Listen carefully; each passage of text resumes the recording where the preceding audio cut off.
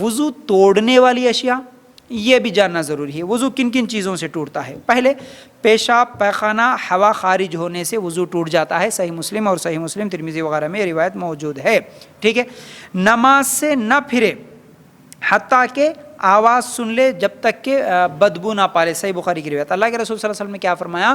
اگر نماز کی حالت میں آپ کو شک ہو گیا تو آپ نے بھی ہوا خارج ہوئی ہوں گی، اس شک کی وجہ سے نماز چھوڑ کے نہیں جا سکتے جب تک کہ آپ نماز پڑھتے وقت آپ کو یا تو آواز آئے یا نہیں تو بدبو، یہ دونوں چیزوں میں سے کوئی ایک چیز اگر محسوس ہوئی تو پھر نماز چھوڑیں گے، ورنہ آپ صرف محسوس ہوا وضو ٹوٹی ہوں گی بول کر آپ نہیں جا سکتے نماز چھوڑ کے، صحیح بخاری کی روایت۔ اسی طرح غسل واجب کرنے والی اشیاء سے بھی وضو ٹوٹ جاتا ہے، جتنی چیزوں سے غسل ٹوٹتا انہی چیزوں سے وضو بھی ٹوٹ جاتا ہے۔ پھر اسی طرح گہری نیند سے نبی کریم صلی اللہ علیہ وسلم نے فرمایا جو سو جائے وہ وضو کر لے، ابن ماجہ کی روایت، یعنی گہری نیند میں اگر چلے گئے تو وضو آپ کو کرنا پڑے گا، ورنہ ابن عباس رضی اللہ تعالیٰ عنہ فرماتے ہیں کہ اونگ آنے سے وضو نہیں ٹوٹتا، نیند سے ٹوٹتا ہے۔ اونگ آنے سے وضو نہیں ٹوٹتا، نیند آنے سے ٹوٹتا، گہری نیند میں اگر چلے گیا تو اسے وضو بنانا ہوگا۔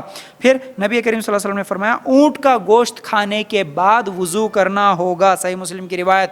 تو اونٹ کا گوشت کھانے سے بھی وضو ٹوٹ جاتا ہے۔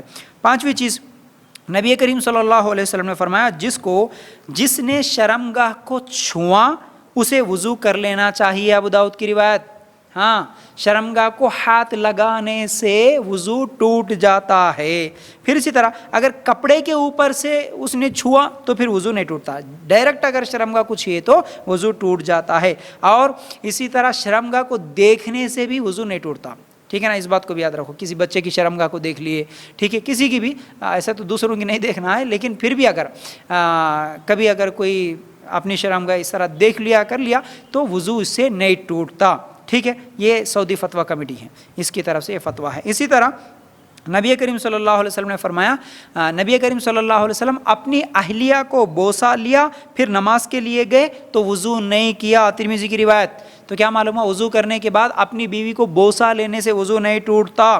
عائشہ رضی اللہ تعالیٰ عنہ کہتی ہے کہ میں لیٹی ہوئی ہوتی تھی اور پیر لمبے کر کے اللہ کے رسول صلی اللہ علیہ وسلم نماز پڑھتے تھے تو میرے پیر کو ہاتھ لگاتے تھے، اشارہ کرتے تھے، میں اپنے پیروں کو قریب کرتی تھی، پھر اللہ کے رسول صلی اللہ علیہ وسلم سجدہ کرتے تھے۔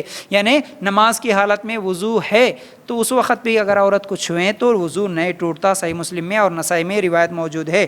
پھر اسی طرح خون نکلنے سے وضو نہیں ٹوٹتا، ابو داؤد کی روایت۔ خے کرنے سے بھی وضو نہیں ٹوٹتا، زیادہ ہنسنے سے بھی وضو نہیں ٹوٹتا۔ ایک اور حدیث جس میں اللہ کے رسول صلی اللہ علیہ وسلم نے فرمایا، عبداللہ ابن عباس رضی اللہ تعالیٰ عنہ راوی ہے، اللہ کے رسول صلی اللہ علیہ وسلم ایک مرتبہ سو گئے تھے اور جب جاگنے کے بعد اللہ کے رسول صلی اللہ علیہ وسلم سورہ آل عمران کی 10 آیتوں کی تلاوت کرے، پھر وضو کرے، پھر نماز پڑھے، صحیح بخاری کی روایت۔ اب اس حدیث سے ہم کو کیا معلوم ہوا؟ اگر کوئی بغیر وضو کے نہ قرآن کی تلاوت کرتا ہے تو اس کے لیے جائز ہے، قرآن کی تلاوت کر سکتا ہے، ٹھیک ہے نا۔ امام بخاری رحمۃ اللہ علیہ یہ عنوان قائم کی اس حدیث کو دلیل بنا کر کہ بے وضو ہونے کے باوجود بھی قرآن کی تلاوت کر